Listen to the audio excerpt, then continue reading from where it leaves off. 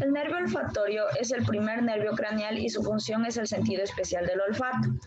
Los cuerpos celulares de las neuronas receptoras olfatorias se localizan en el techo de la cavidad nasal y la pared medial del cornete nasal superior. Las neuronas receptoras olfatorias son receptoras y conductoras. Las caras apicales de estas neuronas presentan unos delgados cilios, como se pueden observar aquí, bañados por una película de moco acuoso y son estimulados por moléculas de gases odoríferos. Las caras basales de las neuronas receptoras olfatorias presentan prolongaciones centrales que se agrupan en haces para formar aproximadamente 20 filetes olfatorios que forman el nervio olfatorio derecho o izquierdo. Las fibras pasan a través de la lámina cribosa del hueso etmoides y entran en el bulbo olfatorio, que sería todo esto, en la fosa craneal anterior. Allí las fibras hacen sinapsis con las células mitrales y los axones de estas neuronas secundarias forman el tracto olfatorio, que son extensiones anteriores del prosencéfalo. Cada tracto olfatorio se divide en estrías olfatorias laterales y mediales, como podemos observar aquí. Las estrías laterales terminan en la corteza piriforme de la porción anterior del lóbulo temporal y la estría olfatoria medial se proyecta a través de la comisura anterior hasta las estructuras olfatorias contralaterales.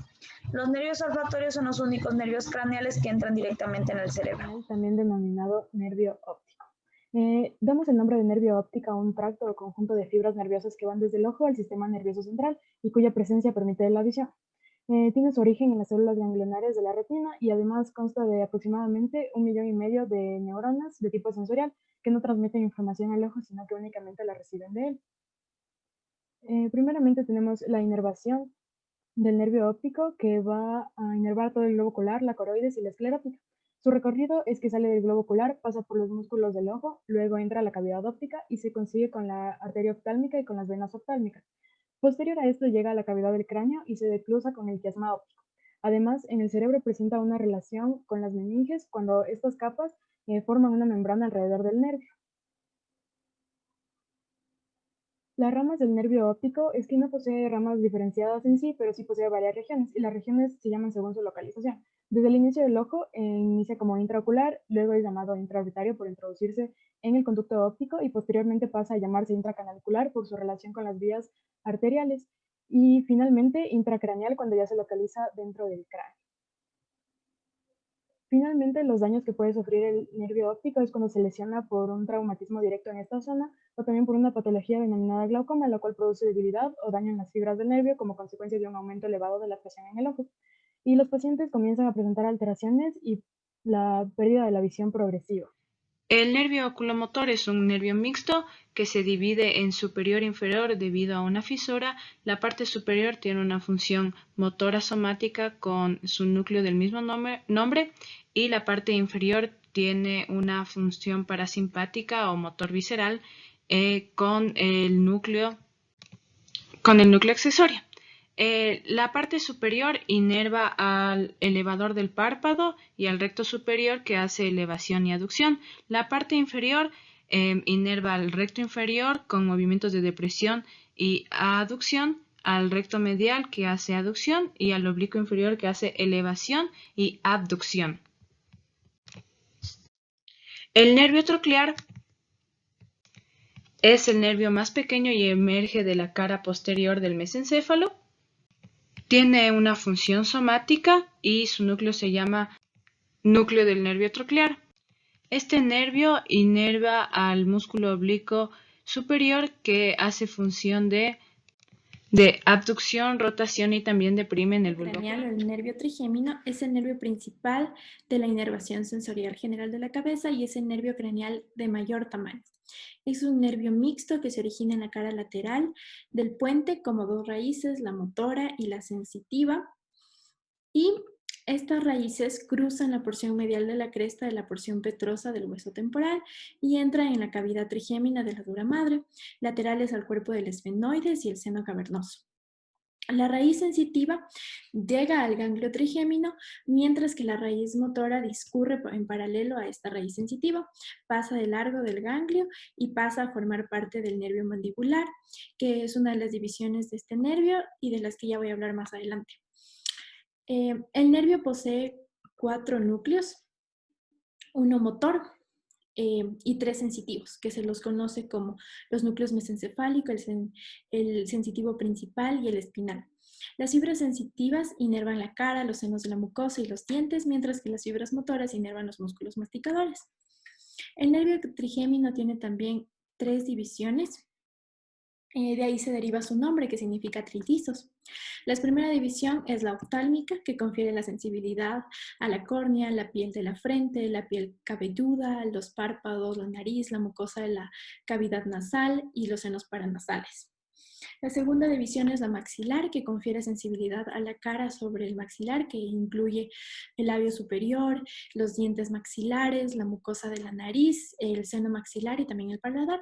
Y finalmente la tercera división es la mandibular, y esta tiene una acción motora para los músculos masticadores, el miloioideo, el vientre anterior del digástrico, el tensor del velo del paladar y el tensor del tímpano. El nervio abducens, como su nombre lo indica, tiene la función de causar la abducción de la pupila, es decir, mirar hacia afuera, debido a que sus fibras inervan al músculo recto lateral del globo ocular. Entonces, bueno, su origen empieza por delante del colículo facial y por detrás del núcleo motor del nervio facial 7, que voy a hablar más tarde.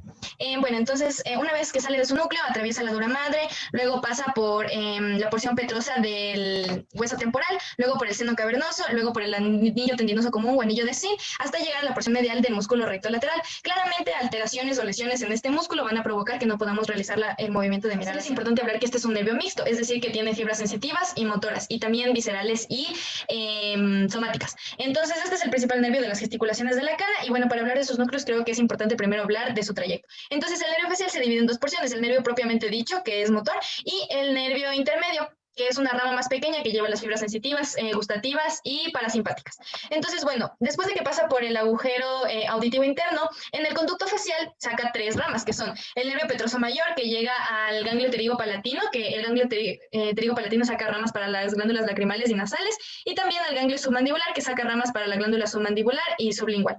Entonces, después de esto, en el trayecto principal, también saca ramas para la siguiente rama es el estapedio, que inerva el músculo del estribo, y la cuerda del tímpano, que se une con el con el nervio lingual y inerva los 2 tercios anteriores de la lengua para las funciones del gusto. Entonces, bueno, en el trayecto después pasa por el foramen estinomayoideo para llegar a la glándula parótida, que está aquí, y es de donde saca sus ramas, sus 5 ramas terminales, que son como la parte más importante, que es el nervio temporal, que nos permite fruncir el ceño, el cigomático, que nos permite cerrar los ojos, el bucal, que es responsable de las gesticulaciones de la boca, el mandibular, que inerva el orbicular de la boca, pero en la parte inferior, y el cervical, que inerva el músculo cutáneo del cuello, que nos permite el descendimiento de la boca. Entonces, bueno, también es importante hablar sobre el núcleo salivatorio superior, que saca fibras para las glándulas, y el tracto solitario en la médula oblongada, que tiene porciones centrales de fibras relacionadas con el gusto. Bueno, aquí podemos ver una imagen de lo que producirían las distintas lesiones en los distintos puntos de este nervio coclear.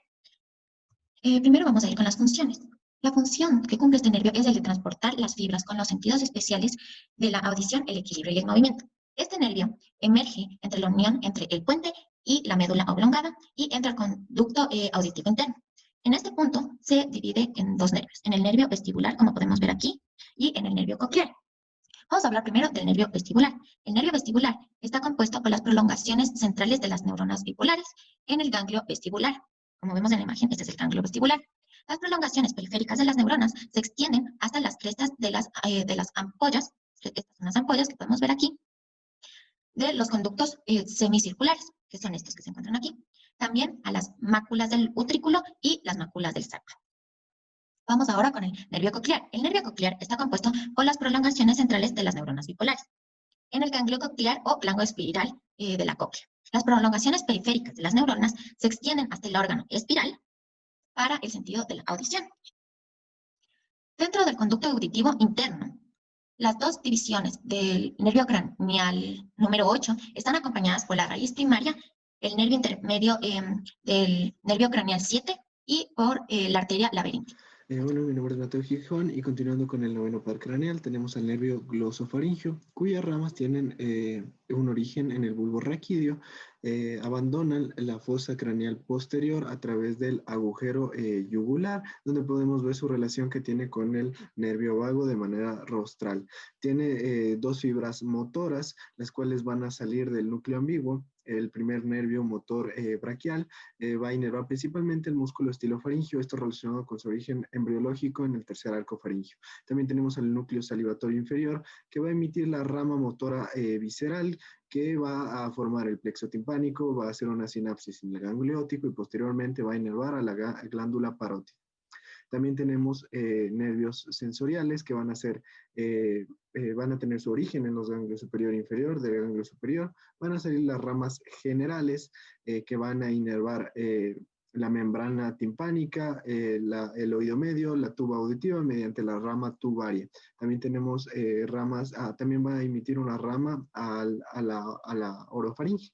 También tenemos ramas sensoriales especiales que van a inervar principalmente el tercio posterior de la lengua, y esto nos va a dar justamente la sensación gustativa. Y también vamos a tener ramas sensoriales viscerales, en este caso la rama carotidia, que va a inervar el cuerpo y seno carotidios, y esto nos va a dar información sobre todo de los quimiorreceptores y los varoreceptores. Muchas gracias. Con lo que respecta al nervio vago, el cual es el nervio craneal número 10, este presenta la distribución más amplia y también el recorrido más largo a nivel de todos los nervios craneales. Tiene su origen a nivel de la cara lateral de la médula oblongada por medio de una serie de raicillas, las cuales después se fusionan y salen por el cráneo a través del foramen yugular. Este nervio cuenta con un ganglio superior y también con un ganglio inferior o nodoso.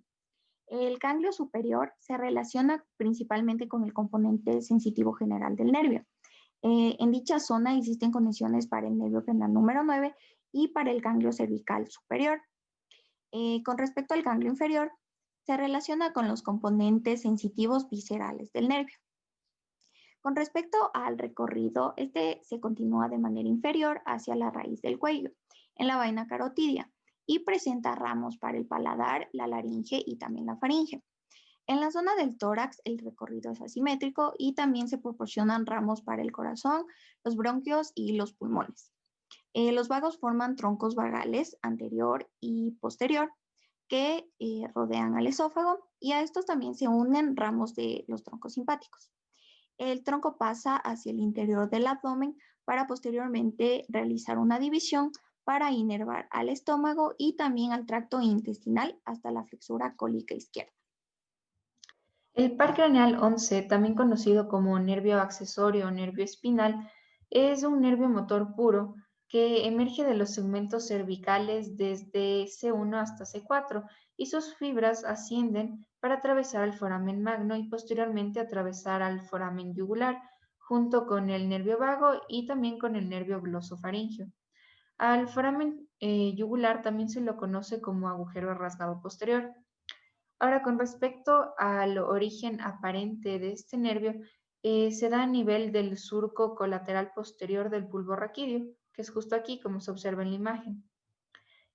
Hay que tomar en cuenta que al tratarse de un nervio que contiene únicamente fibras motoras y que inerva al músculo trapecio y también al músculo esternocleidomastoideo, se encuentra estrechamente relacionado con los movimientos tanto de la cabeza como del cuello, que pueden ser hacia los lados opuestos, hacia el mismo lado e incluso hacia atrás.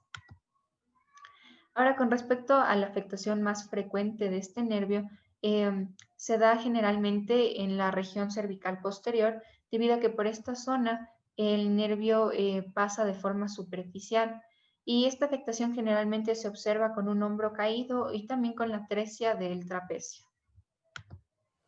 El nervio epigloso es el nervio craneal 12. Es un nervio motor somático que inerva los músculos intrínsecos y extrínsecos de la lengua. Los intrínsecos se encargan de darle forma, mientras que los extrínsecos se encargan de protraer, retraer y mover hacia el lado de la lengua. Eso quiere decir que este nervio se encarga mayoritariamente del movimiento de la misma. Su trayecto comienza en la médula oblongada en estas raicillas, en el núcleo hipogloso. Sale del cráneo por el canal hipogloso y después se junta con el plexo cervical, con el C1 y el C2 que emiten fibras somáticas motoras y las fibras somáticas sensitivas del C2. Estas descienden juntas con el nervio hipogloso hasta el músculo tiroideo. Después hay unas fibras que regresan hacia el cráneo y después otras fibras que continúan medial a la mandíbula y después llegan a la lengua. La primera rama es la rama meningia. Esta regresa a la fosa craneal posterior, como se observa aquí en verde. También tenemos una asa superior. Esta asa superior está conformada principalmente por los nervios del plexo cervical. Entonces tenemos que inerva el músculo esternotiroideo, esternoioideo, homoioideo y un poco de unas ramas del tiroideo. También tenemos la rama lingual que va a inervar al iogloso, geniogloso y estilogloso, que son extrínsecos, y también a los músculos intrínsecos de la lengua. Si hay un daño en estos nervios, se puede observar como una desviación de la lengua hacia el lado donde está el daño del nervio.